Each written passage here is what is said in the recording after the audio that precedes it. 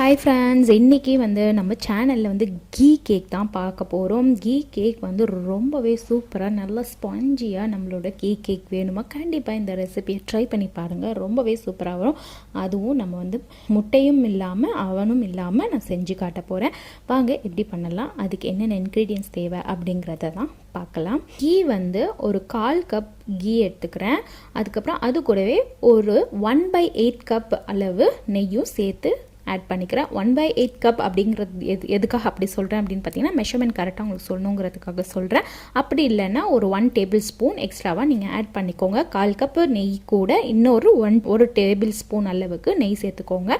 அது கூடவே 3/4 கப் அளவுக்கு சுகர், பவுடர் பண்ண சுகர், நான் வீட்லேயே தான் பவுடர் பண்ணிக்கிட்டேன். அதை சேர்த்துக்கோங்க. சேர்த்து நல்லா இதை பீட் பண்ணிக்கிட்டே இருங்க. பீட் பண்ண இந்த மாதிரி நல்லா ஃப்ளஃபியாக உங்களுக்கு கிடைக்கும்.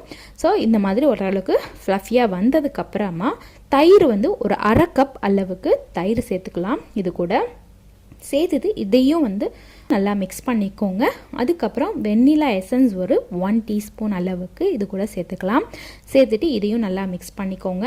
அதுக்கப்புறம் மாவு நம்ம சேர்த்துக்கப்புறம் இதை நல்லா சலிச்சு நம்ம சேர்த்துக்கப்புறம் இதுக்கு 1 கப் அளவுக்கு மைதாவும், உப்பு ஒரு பிஞ்ச் அளவுக்கு உப்பு போட்டால் போதும். அப்புறம் பேக்கிங் சோடா ஒரு 1/4 டீஸ்பூன் அளவுக்கு பேக்கிங் சோடா, அப்புறம் பேக்கிங் பவுடர் ஒரு 1 டீஸ்பூன் அளவுக்கு பேக்கிங் பவுடர், இது எல்லாத்தையுமே சேர்த்து நல்லா சலிச்சு எடுத்துக்கலாம். இப்போ இதெல்லாம் சலிச்சு எடுத்ததுக்கப்புறமா நம்ம இதை மெதுவாக நம்ம மிக்ஸ் பண்ணி எடுத்துக்க போகிறோம். இதை மிக்ஸ் பண்ணும்போது ஓவராக அடித்து மிக்ஸ் பண்ணிடாமல் மெதுவாக நீங்கள் கட் அண்ட் ஃபோல்டு அந்த மெத்தடில் நீங்கள் நல்லா மிக்ஸ் பண்ணி எடுத்துக்கோங்க. இந்த மாதிரி நல்லா மிக்ஸ் பண்ணிக்கிட்டேன். இப்போ எதில் பேக் பண்ண போகிறோமோ அதை நல்லா க்ரீஸ் பண்ணிக்கலாம். பட்டரோ ஆயிலோ தடவி நீங்கள் க்ரீஸ் பண்ணிக்கோங்க. அதுக்கிடையே நம்ம அடுப்பில் வைக்க போகிறதுனால சட்டியை முதல்ல ஒரு 5 நிமிஷம் ஹை ஃப்ளேம் வச்சு அதை நான் சூடு பண்ணிகிட்ருக்கேன். சூடு ஆகிட்டு இருக்கவே சரி, கேக்கோட பேட்டர் நம்ம பேக்கிங் ட்ரேயில் ட்ரான்ஸ்ஃபர் பண்ணிக்கலாம்.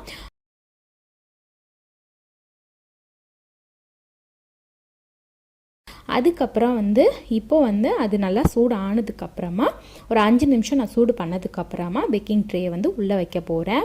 வச்சுட்டு ஒரு 40லேருந்து 45 நிமிஷம் வரைக்கும் லோ ஃப்ளேம்லேயே வச்சு இதை பேக் பண்ணி எடுத்துக்கோங்க.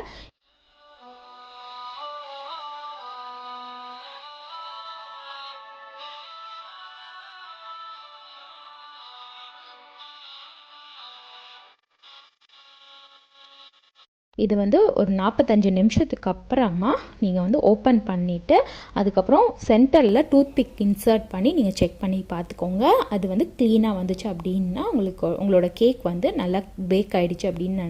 அதுக்கப்புறமா நீங்கள் வெளியே எடுத்துகிட்டு நல்லா இதை கொஞ்சம் நேரம் ஆற விட்டுருங்க. ஆறுனதுக்கப்புறம் நீங்கள் வெட்டினா தான் கேக்கை நல்லா ஈஸியாக உங்களுக்கு கட் பண்ணுறதுக்கு வரும். ஆனால் நான் இப்போ உடனே உங்களுக்கு கட் பண்ணி காட்டுறதுனால கொஞ்சம் நேரத்தில் ஒரு 5 நிமிஷம் விட்டுட்டு அதுக்கப்புறம் கட் பண்ணுறேன்.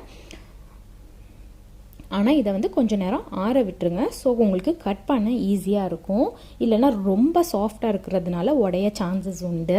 இப்போ பார்த்திங்கன்னா தெரியும் நம்மளோட கேக் எவ்வளோ சூப்பராக நல்ல ஸ்பஞ்சியாக வந்திருக்கு பாருங்கள். அவன் இல்லாமையே நம்ம வீட்டில் இப்படி செய்யலாம் ஸ்லைஸ் கேக்கு. அதுவும் கீ மணத்துக்கிட்டு அது ரொம்பவே டேஸ்ட்டாக இருந்தது. கண்டிப்பாக இந்த ரெசிபியை நீங்களும் ட்ரை பண்ணி பாருங்கள். உங்கள் எல்லாருக்குமே ரொம்பவே பிடிக்கும். ரொம்பவே சூப்பராகவும் இருந்தது. இது ரொம்ப ஈஸி மெத்தடு. நம்ம முட்டையும் சேர்க்கலை இதில். அதுக்கப்புறம் அவனும் இல்லாமல் நம்ம எப்படி பண்ணுறோம் அப்படிங்கிறது தான் இதில் உங்களுக்கு காட்டியிருக்கேன். கண்டிப்பாக இதை ட்ரை பண்ணி பாருங்கள். தேங்க்யூ.